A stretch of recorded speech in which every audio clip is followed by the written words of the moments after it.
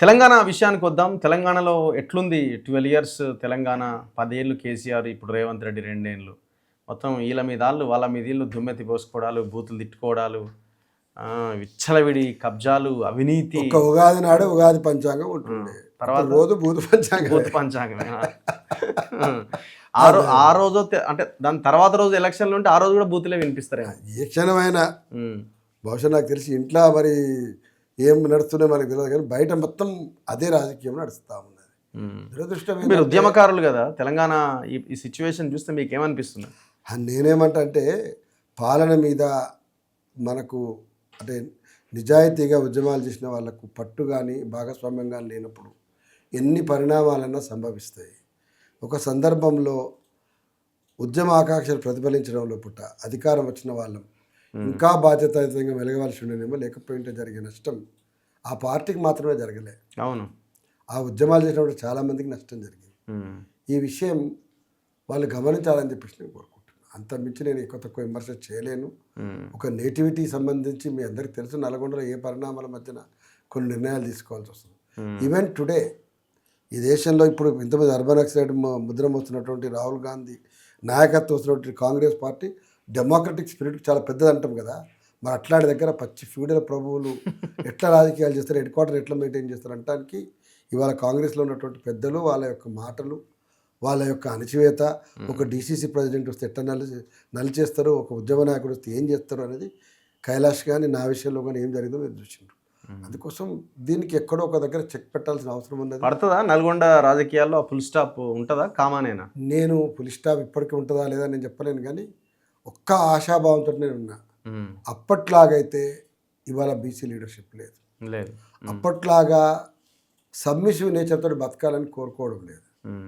రెండవది ఆల్టర్నేటివ్ ఇంతకంటే బెటర్గా సాంప్రదాయక రాజకీయాల కంటే భిన్నంగా ఉండాలనే కోరిక ఉండడం లోపల ఆధిపత్య కులాల నుంచి వచ్చినటువంటి వాళ్ళకంటే బీసీలలో చాలా చాలా ఎక్కువగా ఉంది. ఇప్పుడు ఇది ఒక పెద్ద పాజిటివ్ సైన్ అని భావిస్తాను. సో బీసీ మూవ్మెంట్ ఎట్లా 2028-29 కల్లా దిశ మార్చుకుంటుంది అనుకుంటున్నారా? అంటే ఓటు బ్యాంక్ ఏమంటా, మొన్నటి ఇన్ని కుట్రల మధ్యన కామారెడ్డి డిక్లరేషన్ అనేది నవ్వుల పాలైన తర్వాత కూడా ఏకగ్రీవాలు చేసి బీసీ గెలవగలిగే అవకాశం ఉన్న దగ్గర పైసలు పెట్టి కొన్ని కులాలు గెలిచి ఏకపక్షం చేసుకున్నప్పటికీ కూడా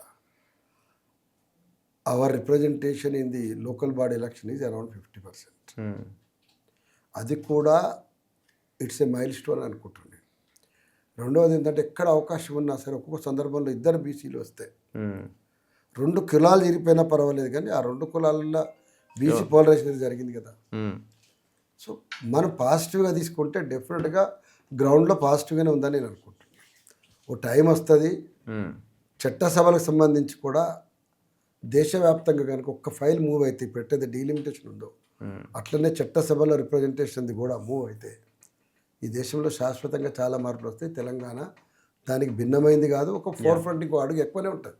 ఎందుకంటే మనకు యాజ్ ఆన్ టుడే కంపారిజన్ లెక్క వేసిన పక్క రాష్ట్రంలో ఉన్నటువంటి ఆధిపత్య కులాల అహంకారం రంకెల కంటే తెలంగాణలో మనం తక్కువనే.